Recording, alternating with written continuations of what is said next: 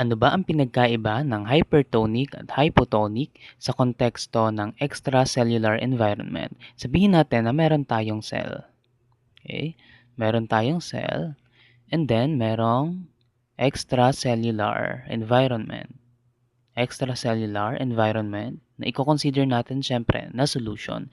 Kapag hypertonic environment, okay, or hypertonic solution, yung solution natin, mas marami siyang solute compared sa cell. Okay? Kapag naman hypotonic, mas marami yung solute ng cell compared doon sa solute sa solution. Okay? So now, ano mangyayari sa isang hypertonic solution? Ang mangyayari, yung water mula sa cell lalabas. Okay? Lalabas yung tubig. Pag lumabas yung tubig, ano mangyayari doon sa cell? Yung cell natin magsishrink. Okay? Kapag hypotonic naman, ang mangyayari yung water mula doon sa solution, papasok sa loob ng cell.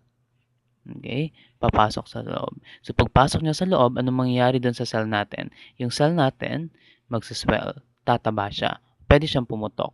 Okay? Kaya ang pwede nating palatandaan dito, kapag hypotonic, hypotok. Kasi kapag hypotonic yung solution natin outside the cell, ang mangyayari, pwedeng pumutok yung cell natin. Okay? So again, yun ang pinagkaiba ng hypertonic at hypotonic sa konteksto ng extracellular environment.